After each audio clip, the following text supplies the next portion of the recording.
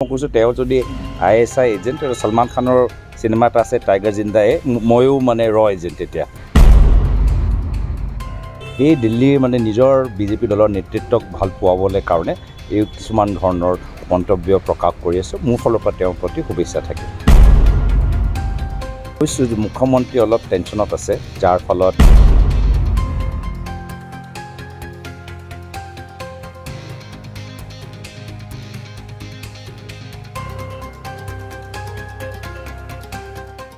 যদি তেওঁ আছে ময়ো ৰ এজেণ্ট এইবোৰ সব অপপ্ৰচাৰ মনোৰঞ্জন অসমৰ জনসাধাৰণ সব কথা ভালদৰে জানে আৰু অসমৰ জনসাধাৰণ আজি তেওঁৰ বিবেক শক্তিৰ ওপৰত মোৰ বিশ্বাস আছে তেওঁলোকৰ ওপৰত মই এৰি দিছোঁ 12 বছৰ ধৰি আপোনাৰ পত্নীয়ে নাগৰিকত্ব লোৱা নাই যে চিটিজেনশ্বিপ লোৱা নাই ভাৰতীয় নাগৰিকত্ব এই সম্পৰ্কে কি কয় মই কৈছোঁ যে মুখ্যমন্ত্ৰী অলপ টেনশ্যনত আছে যাৰ ফলত